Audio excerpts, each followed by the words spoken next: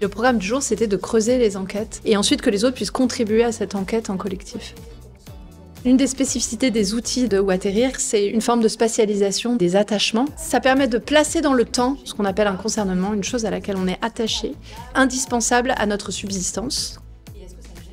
On recherche ce qui va tenir ces attachements, qui va être allié à ces attachements, et on va pouvoir les placer et on va pouvoir les spatialiser aussi. Et en fait, en les spatialisant, ça nous aide à mener l'enquête aussi en collectif sur ces relations partenariales, puisque là, c'est le cœur de notre enquête à l'UPEC.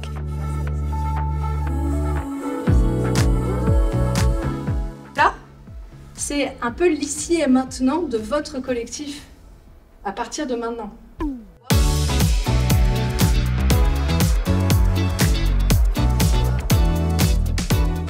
Je trouve ça très intéressant et innovant dans sa démarche. Je trouve que c'est très riche de partir de l'expérience du vécu des gens. On aura tendance à se positionner en fonction des autres, c'est-à-dire certains sujets qui peuvent nous paraître indépendants et isolés.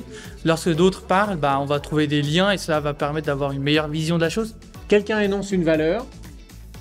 Très bien. Il peut y avoir une valeur qui soit énoncée en résonance ou en contraste, une autre, jusqu'à ce que plus personne n'ait plus rien sur sa liste. Sortir d'une logique de compétition. L'échange, le partage, la discussion. La coopération et l'action juste. La diversité, c'est-à-dire qu'on accepte des partenariats avec tout type de personnes sans discrimination aucune. C'est vrai qu'à l'université, chacun est implanté et affecté dans un service et on a peu de temps ni l'espace en fait pour échanger avec d'autres collègues et de se comprendre. Et là, cet événement fait qu'en fait, on se rend bien compte que nous avons plein de choses en commun. On s'autorise à douter, on s'autorise à ne pas avoir les réponses, on s'autorise à se poser des questions.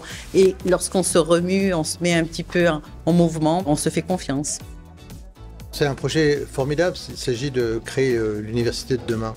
C'est-à-dire comment elle participe de la transformation du monde qui l'entoure et comment ce monde qui l'entoure participe de sa transformation. Ça crée un collectif, les gens fonctionnent, parce qu'au départ ça peut créer une certaine étrangeté de travailler ensemble, mais que finalement ça marche. Et ça produit quelque chose de collectif, ça permettra de créer une assemblée des partenaires qui aura été pensée, d'ailleurs comme l'a été le projet Erasme, par l'ensemble d'un collectif.